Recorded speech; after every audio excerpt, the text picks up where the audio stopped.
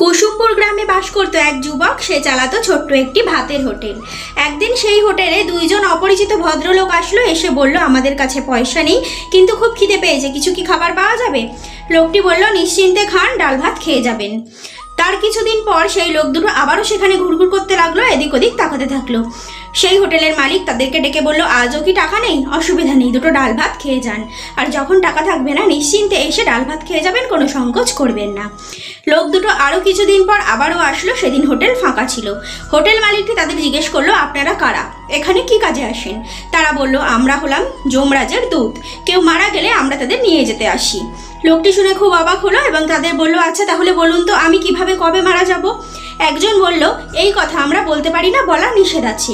আরেকজন বলল, আমি তো আপনার নুন খেয়েছি, আমি বলছি আপনি যখন বিবাহ করবেন এবং ফুলসজ্জার রাতে আপনার স্ত্রীর ঘরে প্রবেশের পথে আপনি মারা যাবেন। লোকটি এই কথা শুনে তো খুব মন খারাপ করলো আর ভাবলো, আমি যদি বিয়ে না করি তাহলে তো আমার মৃত্যু হবে না।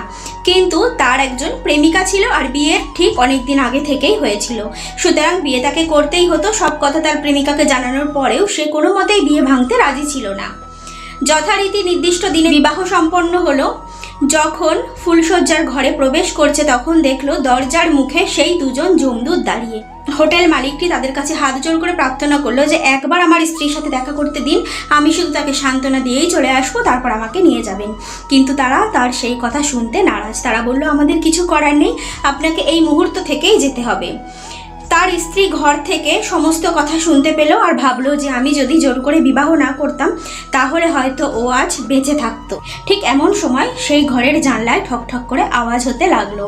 সদ্য বিবাহিতা নারী জানলা খুলে দেখলেন যে একজন গর্ভবতী মহিলা সেখানে দাঁড়িয়ে আছে আর বলছে, আমি দুদিন কিছু খাইনি, কিছু খেতে না পেলে আমার বাচ্চাটা মারা যাবে, যদি পারো মা আমাকে কিছু খেতে দাও। এই কথা শুনে সদ্য বিবাহিতা নারী তার ঘরের খাবার সেই মহিলাকে দিল। সে ভাবলো, আমার স্বামী তো মারা যাবে, এত কিছু এখানে রেখে কি করব, তার চেয়ে বরং ও খাক। সেই মহিলাটি খাবারগুলো খেতে শুরু করলো আর তাকে জিজ্ঞেস করলো যে তোমার কি হয়েছে মা, তুমি কাঁদছো কেন?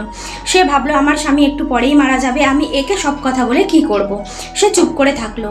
গর্ভবতী নারীটি দ্বিতীয় গ্রাস ভাত মুখে তুলে বলল, তোমার দীর্ঘায়ু হোক, তুমি তোমার স্বামী সন্তানকে নিয়ে 100 বছর সুখে বেঁচে থাকো। ঠিক এই কথা বলার পর যমরাজ তার দূতদের ডেকে পাঠালেন।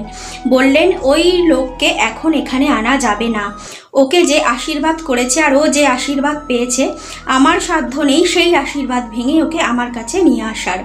সুতরাং আশীর্বাদ হলো এতটাই বড় জিনিস, যতটা পারবেন ভালো কাজ করে অন্যের আশীর্বাদ সংগ্রহের চেষ্টা করবেন। সবাই ভালো থাক।